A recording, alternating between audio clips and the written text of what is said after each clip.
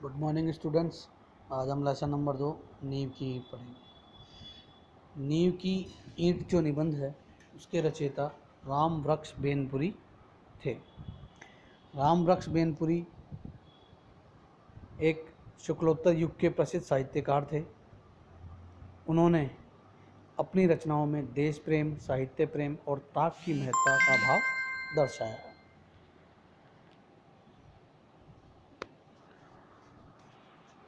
नींव की ईंट पाठ में उन्होंने भारत के लाखों करोड़ों नवयुवकों को यह संदेश दिया है कि वह त्याग और निर्माण की भावना से जुड़े और हमारे देश को आगे बढ़ाएं। नींव की ईंट वह जो चमकीली, सुंदर, सुदृढ़ इमारत है, वह किस पर टिकी है? इसके कंगूरे को आप देखा करते हैं। क्या कभी आपने इसकी नींव की ओर भी ध्यान दिया है? दुनिया चमक देखती है, ऊपरी आवरण या ऊपरी हिस्से को नहीं देखती। आवरण के नीचे जो ठोस सत्य है, उस पर कितने लोगों का ध्यान जाता है? ठोस सत्य सदा शिवम है, किंतु यह हमेशा ही सुंदर भी हो, यह आवश्यक नहीं है।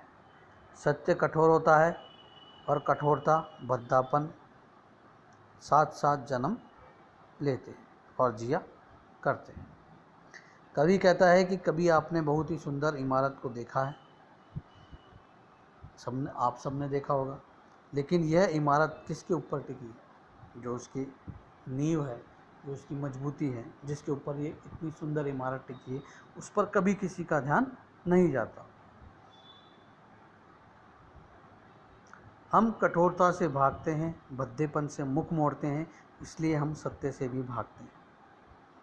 हम हमेशा इमारत के गीत गाते हैं कि ये इमारत कितनी सुंदर है, कितनी अच्छी है, कितनी बढ़िया बनाई है, लेकिन हम नींव के गीत को नहीं गाते। मतलब जो नींव जिसके ऊपर ये सुंदर इमारत खड़ी है, उसके बारे में हम कभी चर्चा नहीं करते। वह ईंट धन्य है, कट छट कर कंगूरे पर चढ़ जाती है और बरबस लोगों को अपनी ओर आकर्षित करती है, किंतु वह ईंट उससे भी ज़्यादा धन्य है जो ज़मीन से 7 हाथ नीचे जाकर गड़ गई है और इमारत की पहली ईंट बनी है, क्योंकि इस पहली ईंट पर ही इस पूरी इमारत की मजबूती खड़ी है, या उसकी पूरी इमारत का अस्तित्व निर्भर है।